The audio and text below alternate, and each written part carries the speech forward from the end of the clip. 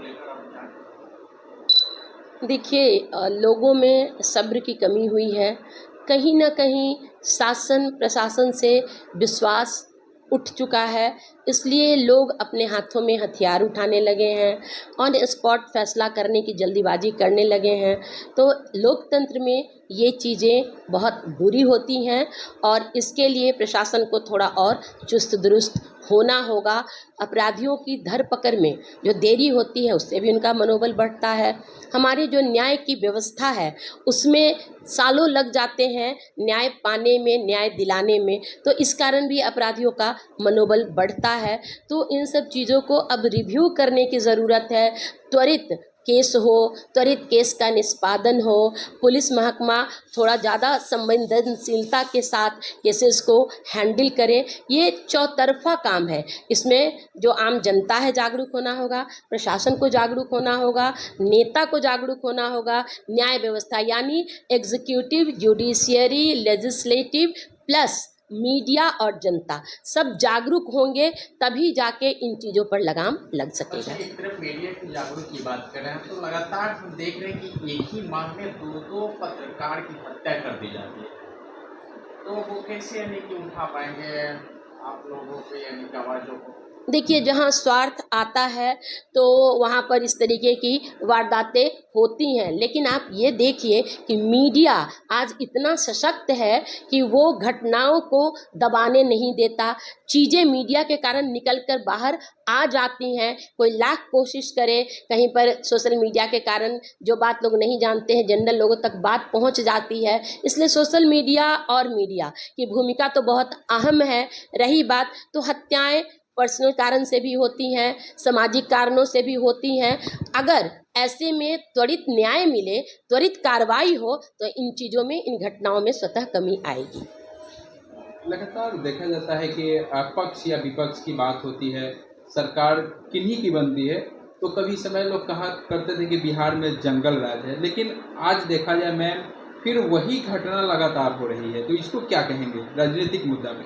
देखिए, जंगल राज वाली जो बात है उसकी तुलना अभी से, आप, मैं पार्टी विशेष से हूँ इसलिए नहीं कह रही हूँ, आप अभी से नहीं कर सकते। जंगल राज में स्थिति थी कि आपके बेटे बेटियां तो छोड़ दीजिए, लड़के घर से बाहर जाते थे और सकुशल अगर शाम तक वापस नहीं लौटते थे तो माता पिता की धड़कन बढ़ जाती थी। अपहरण उद्योग इतना फैला हुआ था, हत्या उद्योग इतना फैला हुआ था।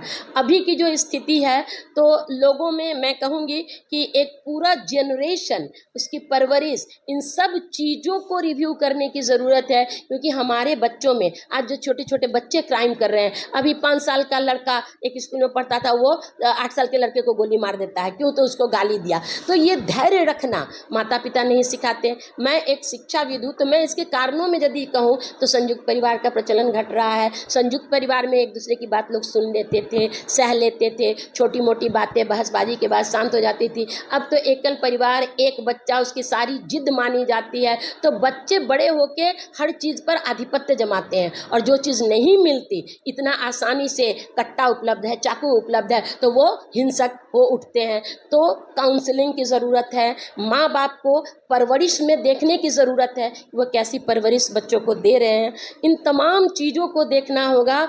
ये समझिए जड़ की समस्या है और सीधे उसको आप ऊपर ले जाके फुनगी पर सही नहीं कर सकते। तो समाज का हर वर्ग जागृत हो, थोड़ी थोड़ी अपनी भूमिका निभाए।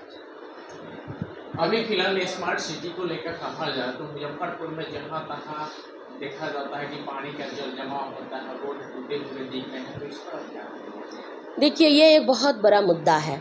मैं स्मार्ट सिटी की एडवाइजरी कमेटी में भी हूँ और मुझसे हमेशा जनता भी प्रश्न करती है, लोग कहते रहते हैं।